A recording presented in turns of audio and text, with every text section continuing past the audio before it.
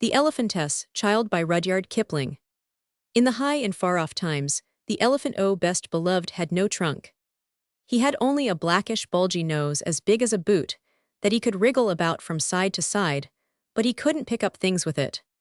But there was one new elephant in elephant's child who was full of satiable curiosity, and that means, he asked ever so many questions, and he lived in Africa, and he filled all Africa with his satiable curiosities.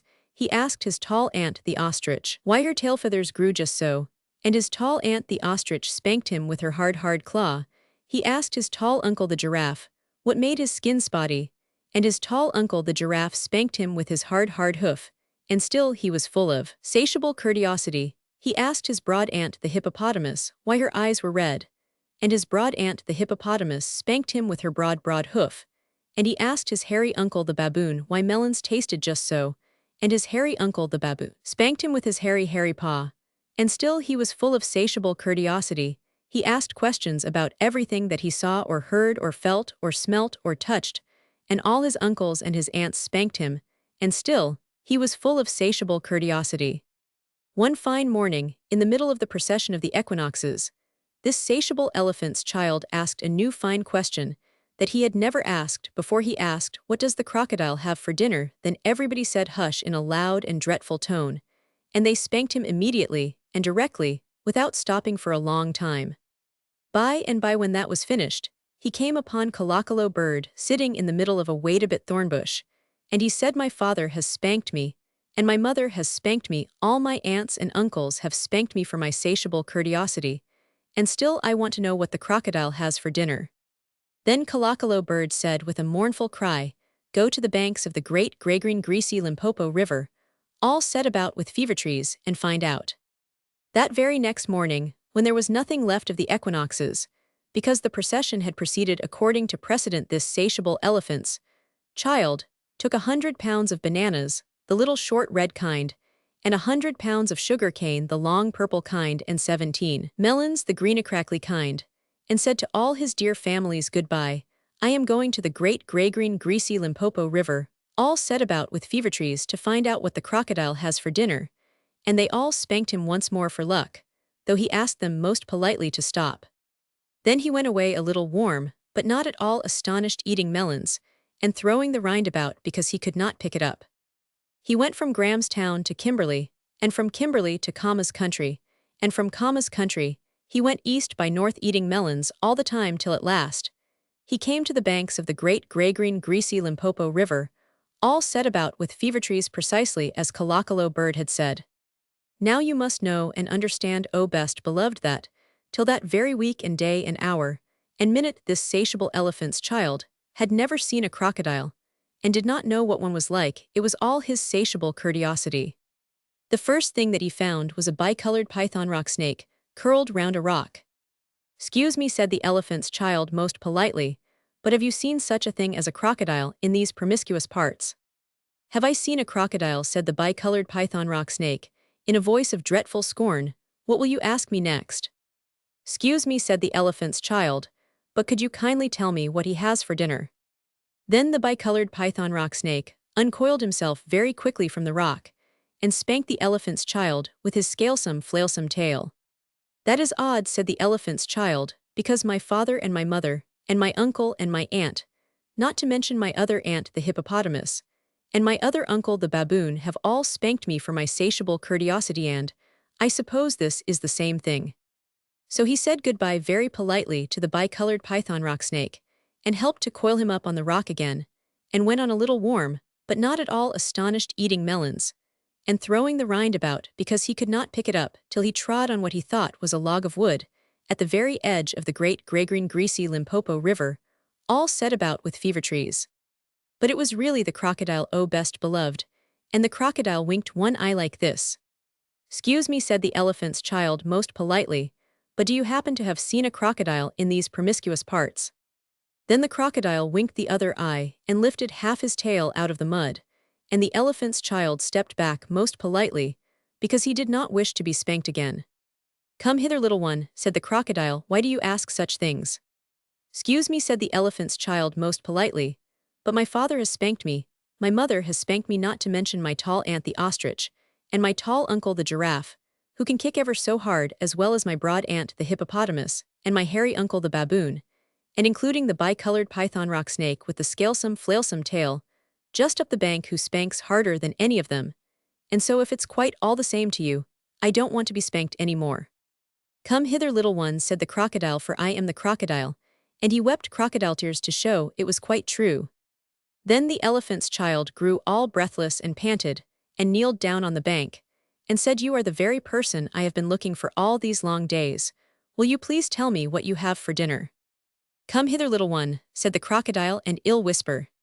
Then the elephant's child put his head down close to the crocodile's musky, tusky mouth, and the crocodile caught him by his little nose, which up to that very week day, hour, and minute had been no bigger than a boot, though much more useful. I think, said the crocodile, he said it between his teeth, like the sigh, think today, I will begin with elephant's child. At this, oh best beloved, the elephant's child was much annoyed, and he said, speaking through his nose like this, Let go, you are hurdig be. Then the bicolored python rock snake scuffled down from the bank, and said, My young friend, if you do not now immediately and instantly pull as hard as ever you can, it is my opinion that your acquaintance in the large pattern leather ulster, and by this, he meant the crocodile, will jerk you into yonder limpid stream before you can say Jack Robinson. This is the way bicolored python rock snakes always talk. Then the elephant's child sat back on his little haunches, and pulled and pulled and pulled, and his nose began to stretch, and the crocodile floundered into the water, making it all creamy with great sweeps of his tail, and he pulled and pulled and pulled.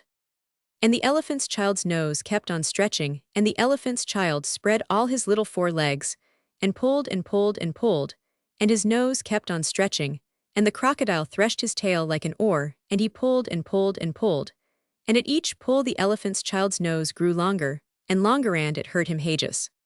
Then the elephant's child felt his legs slipping, and he said through his nose, which was now nearly 5 feet long, This is too butch for B.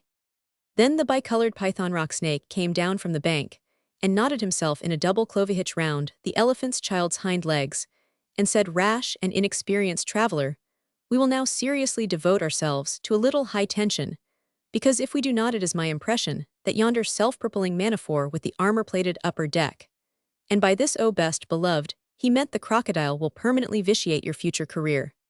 That is the way all bicolored python rock snakes always talk. So he pulled, and the elephant's child pulled, and the crocodile pulled, but the elephant's child and the bicolored python rock snake pulled hardest, and at last the crocodile let go of the elephant's child's nose, with a plop that you could hear all up and down the Limpopo. Then the elephant's child sat down most hard and sudden, but first he was careful to say thank you to the bicolored python rock snake, and next he was kind to his poor pulled nose, and wrapped it all up in cool banana leaves, and hung it in the great grey-green greasy Limpopo to cool. What are you doing that for, said the bicolored python rock snake. Excuse me, said the elephant's child, but my nose is badly out of shape, and I am waiting for it to shrink. Then you will have to wait a long time, said the bicolored python rock snake. Some people do not know what is good for them. The elephant's child sat there for 3 days waiting for his nose to shrink, but it never grew any shorter, and besides it made him squint. For oh best beloved, you will see, and understand that the crocodile had pulled it out into a really truly trunk, same as all elephants have today. At the end of the 3rd day, a fly came and stung him on the shoulder, and before he knew what he was doing, he lifted up his trunk and hit that fly dead with the end of it. Vantage number 1, said the bicolored python rock snake, you couldn't have done that with a Marismere nose, try, and eat a little now. Before he thought what he was doing, the elephant's child put out his trunk, and plucked a large bundle of grass, dusted it clean against his forelegs, and stuffed it into his own mouth. Vantage number 2, said the bicolored python rock snake, you couldn't have done that with a Marismere nose. Don't you think the sun is very hot here? It is, said the elephant's child, and before he thought what he was doing, he slooped up a sloop of mud from the banks of the great grey-green greasy Limpopo, and slapped it on his head, where it made a cool sloopaslashy mudcap all trickly behind his ears.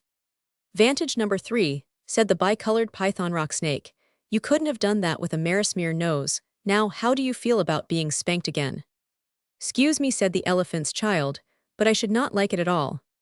How would you like to spank somebody, said the bicolored python rock snake. I should like it very much indeed, said the elephant's child. Well, said the bicolored python rock snake, you will find that new nose of yours very useful to spank people with. Thank you, said the elephant's child. I'll remember that. And now, I think I'll go home to all my dear families and try. So the elephant's child went home across Africa frisking and whisking his trunk when he wanted fruit to eat. He pulled fruit down from a tree, instead of waiting for it to fall as he used to do when he wanted grass. He plucked grass up from the ground, instead of going on his knees as he used to do when the flies bit him. He broke off the branch of a tree and used it as fly whisk, and he made himself a new, cool, slushy squishy mudcap. Whenever the sun was hot, when he felt lonely walking through Africa, he sang to himself down his trunk, and the noise was louder than several brass bands. He went especially out of his way to find a broad hippopotamus. She was no relation of his, and he spanked her very hard to make sure that the bicolored python rock snake had spoken the truth about his new trunk. The rest of the time, he picked up the melon rinds that he had dropped on his way to the Limpopofer. He was a tidy pachyderm. One dark evening, he came back to all his dear families, and he coiled up his trunk, and said how do you do. They were very glad to see him, and immediately said come here, and be spanked for your satiable curiosity. Pooh, said the elephant's child, I don't think you peoples know anything about spanking, but I do, and I'll show you then. He uncurled his trunk, and knocked two of his dear brothers head over heels. Oh bananas, said they, where did you learn that trick, and what have you done to your nose? I got a new one from the crocodile on the banks of the great grey-green greasy Limpopo River, said the elephant's child. I asked him what he had for dinner, and he gave me this to keep. It looks very ugly, said his hairy uncle the baboon. It does, said the elephant's child, but it's very useful, and he picked up his hairy uncle the baboon by one hairy leg, and hove him into a hornet's nest. Then that bad elephant's child spanked all his dear families for a long time till they were very warm and greatly astonished. He pulled out his tall ostrich ant's tail feathers, and he caught his tall uncle the giraffe by the hind leg, and dragged him through a thorn bush, and he shouted at his broad aunt the hippopotamus and blew bubbles into her ear when she was sleeping in the water after meals, but he never let anyone touch Colocolo bird. At last things grew so exciting that his dear families went off one by one, in a hurry to the banks of the great grey-green greasy Limpopo River, all set about with fever trees, to borrow new noses from the crocodile. When they came back, nobody spanked anybody any more, and ever since that day, oh best beloved all the elephants you will ever see, besides all those that you want, have trunks precisely like the trunk of the satiable elephant's child. I keep 6 honest servingmen. They taught me all I knew. Their names are what and where, and when and how and why and who. I send them over land and sea. I send them east and west, but after they have worked for me, I give them all a rest. I let them rest from 9 till 5. For I am busy then, as well as breakfast, lunch, and tea, for they are hungry men. But different folk have different views. I know a person small. She keeps 10 million servingmen who get no rest at all. She sends them abroad on her own affairs. From the second, she opens her eyes, 1 million house, 2 million wares, and 7 million wise.